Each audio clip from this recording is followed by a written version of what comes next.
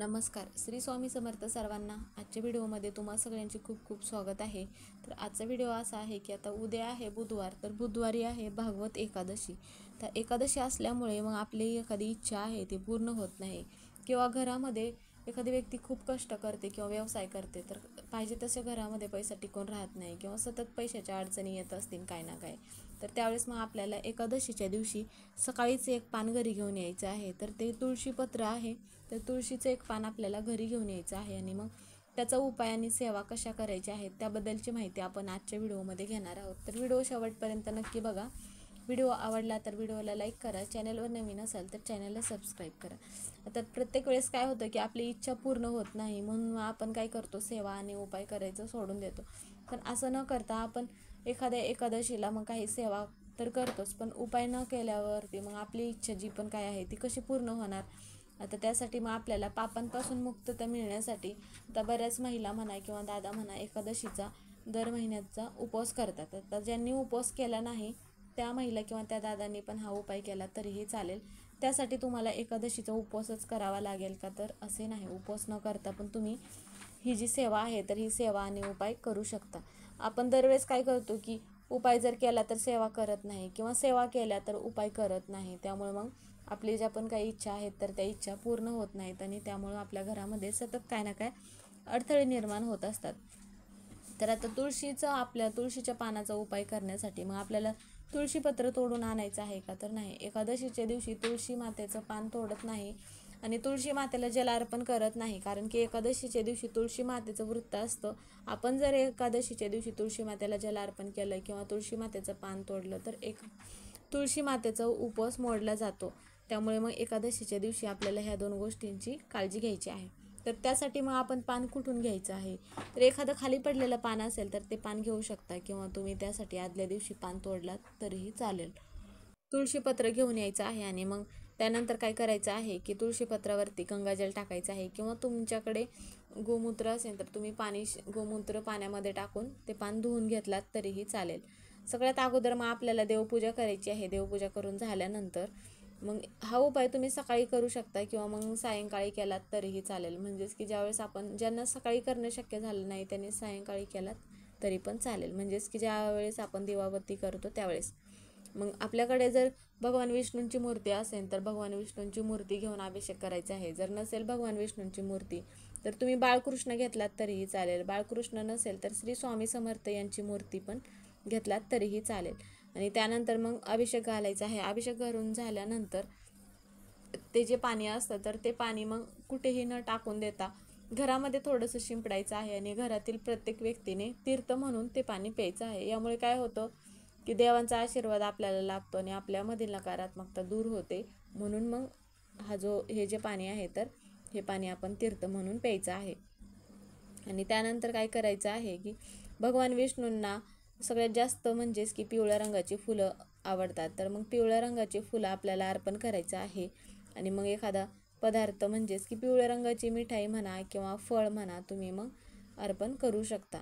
त्यानंतर मग ओम नमो भगवते वासुदेवाय नमः असं आपल्याला मंत्र म्हणायचा आहे. आता जी कोणती फळं प्रिय आहेत भगवान विष्णूंना ती फळं तुम्ही ठेवू शकता, किंवा मग तुमचा उपवास असेल तर तुम्ही उपवासाचा जे पदार्थ बनवला असेल तो पदार्थ ठेवू शकता. आता जो काही पदार्थ आपण देवांना म्हणा किंवा भगवान विष्णूंना ठेवणार आहोत तर त्या नैवेद्यामध्ये तुळशीपत्र असेल तरच मग तुमचा नैवेद्य पूर्ण होतो. तुळशीपत्र नसेल तर मग तो नैवेद्य पूर्ण होत नाही. म्हणून मग खाली पडलेलं पान असेल तरी पण तुम्ही नैवेद्यामध्ये तुळशीपत्र आवर्जून ठेवायचं आहे, त्याशिवाय तुमचा नैवेद्य पूर्ण होत नाही. आणि नंतर मग काय करायचं आहे की आपल्याला देवघरामध्ये एक दिवा लावायचा आहे. तो दिवा मग ज्यावेळेस आपण हा उपाय किंवा सेवा करणार आहोत त्यावेळेस मग आपल्याला तुळशी मातेला पण दिवा लावायचा आहे. तुळशी मातेजवळ आपल्याला तुपाचाच दिवा लावायचा आहे. तुम्ही पंती घेऊ शकता किंवा दररोज जे तुळशी मातेला दिवा लावता ती पंती घेतलात तरीही चालेल. आणि त्यानंतर काय करायचं आहे की आपल्याला एक देवघरामध्ये पण दिवा लावायचा आहे. देवघरामध्ये दिवा लावत असताना आपल्याला एक पंतीमध्ये दिवा लावायचा आहे आणि त्यामध्ये थोडीशी हळद टाकायची आहे. आणि कारण की हळद माता लक्ष्मीला सगळ्यात जास्त प्रिय आहे. आपल्या घरामध्ये पैशाच्या अडचणी निर्माण होत असतील तर त्यावेळेस मग आपण त्यामध्ये हळद टाकायची आहे. आणि नंतर मग काय करायचं आहे, हळदीमुळं आपला गुरुग्रह पण बळकट होतो. आणि त्यानंतर मग आपल्याला विष्णू सहस्त्रनाम म्हणायचं आहे. तर जे आपण पान घेतलं आहे तर त्या पानावरती आपल्याला कुंकवाने लिहायचं आहे. कुंकू घ्यायचं आहे, त्यामध्ये थोडंसं पाणी टाकायचं आहे आणि कुंकवाने त्यावरती मग लिहायचं आहे तुमची जी पण काही इच्छा असेल. तर पैशाच्या अडचणी असतील तर धनप्राप्ती लिहायचं आहे, किंवा मूलबाळ होत नसेल तर संतान प्राप्ती. घरातील ज्या पण काय असतील इच्छा त्या मग कमी अक्षरामध्ये लिहायचं आहे. आणि ते पान मग आपल्याला भगवान विष्णूंना अर्पण करायचं आहे. भगवान विष्णूंना अर्पण केल्यानंतर विष्णू सहस्त्रनाम म्हणायचं आहे. आता जर तुम्हाला विष्णू सहस्त्रनाम म्हणणं शक्य होत नसेल तर त्यावेळेस तुम्ही ओम नमो भगवते वासुदेवाय नमः असा मंत्र म्हणलात तरीही चालेल. तर हा मंत्र 108 वेळा म्हणायचा आहे. आणि नंतर मग ते पान आपल्याला, जर तुम्ही हा उपाय सकाळी केलात तर दिवसभर ते पान भगवान विष्णूंजवळ ठेवायचं आहे. आणि त्यानंतर मग संध्याकाळच्या वेळेस मग त्याची एक पोटली बनवायची आहे. एक देवपूजेचं वस्त्र घ्यायचं आहे छोटंसं, आणि त्यामध्ये काय करायचं आहे, थोडेसे अखंड तांदूळ टाकायचे आहेत आणि मग ते पान त्यामध्ये ठेवायचं आहे. आणि ते पान मग आपल्याला तुळशी मातेची जिथे एखादी जाड फांदी बघायची आहे आणि त्या फांदीला मग ते पानाचं म्हणजेच की ती पोटली बांधायची आहे. आता पोटली बांधत असताना तुळशी मातेला प्रार्थना करायची आहे. ज्या पानावरती तुम्ही जी इच्छा लिहिली आहे त्याबद्दलच तुळशी मातेला प्रार्थना करायची आहे की माझी जी पण काही इच्छा आहे ती इच्छा पूर्ण होऊ द्या म्हणून. आणि मग नंतर संध्याकाळी पण आपल्याला तुळशी मातेला तुपाचा दिवा लावायचा आहे. आणि मग तुळशी मातेला 11 प्रदक्षिणा घालायच्या आहेत. तर जर तुम्हाला 11 प्रदक्षिणा घालणं शक्य होत नसेल तर तुम्ही स्वतः भोवती पण तुम्ही 11 प्रदक्षिणा घालू शकता. आता प्रदक्षिणा घालत असताना ओम नमो भगवते वासुदेवाय नमः असा आपल्याला मंत्र म्हणायचा आहे. कारण की तुळस ही भगवान विष्णूंना सगळ्यात जास्त प्रिय आहे. आता आपण जगाचे जे स्वामी आहेत श्रीहरी विष्णू, भगवान विष्णू, त्यांना आपण जगाचे स्वामी मानतो. तर मग त्यांना तुळस ही जास्त प्रिय आहे. आपण ज्याप्रमाणे भगवान विष्णूंची सेवा करतो, उपाय करतो, त्याचप्रमाणे तुळशी मातेची पण सेवा करण्याला सगळ्यात जास्त महत्त्व दिले जाते. म्हणून मग एकादशीच्या दिवशी भगवान विष्णूंना तुळशीचे पानं अर्पण करण्याला सगळ्यात जास्त महत्त्व दिले जाते. आता एकादशीच्या दिवशी तुळशीची पूजा करू शकता तुम्ही, पण तुळशीची पानं म्हणा किंवा तुळशी मातेला जल अर्पण करू शकत नाही. कारण की काय होतं की उपवास मोडला जातो. आणि मग संध्याकाळी तुपाचा दिवा लावायचा आहे आणि मग भगवान विष्णूंचा जो मंत्र आहे किंवा विष्णू सहस्त्रनाम आहे ते तुम्ही म्हणू शकता. आता त्याचप्रमाणे आजच्या दिवशी आपल्याला गायीची सेवा करायची आहे. आता गायीची सेवा केल्यामुळे काय होतं की श्रीहरी विष्णू आपल्यावरती प्रसन्न होतात.